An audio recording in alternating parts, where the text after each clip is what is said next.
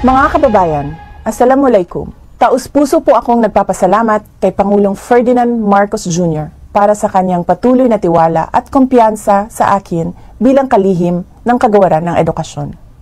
Mahalaga ang kanyang pagkilala sa papel ng lahat ng bumubuo ng Department of Education sa pagsulong ng 8-point socio-economic agenda ng Marcos administration para sa isang bagong Pilipinas. Nagpapasalamat din ako kay Apo BBM sa kanyang paggalang sa aking mga paninindigan. Katulad na lang ng aking pagtutol sa pera kapalit ang pirma sa People's Initiative.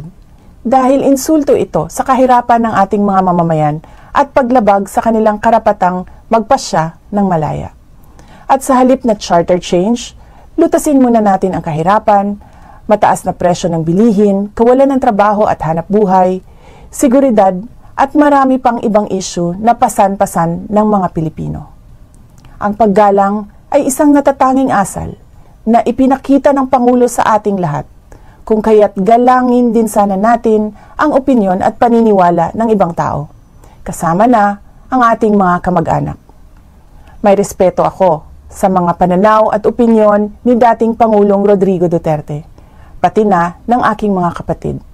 Ngunit katulad ng posisyon ko sa maraming mga issue, hindi kailangan na sumasang-ayon ako sa lahat ng mga ito. Pinalaki ako ng aking mga magulang na may pagpapahalaga sa malayang pag-iisip at pagpapasya. Para sa akin, laging nangunguna ang katapatan ko sa paglilingkod sa bayan. Uunahin ko ang edukasyon ng ating kabataan at kapayapaan ng bayan. Uunahin ko ang Pilipinas. Syukran.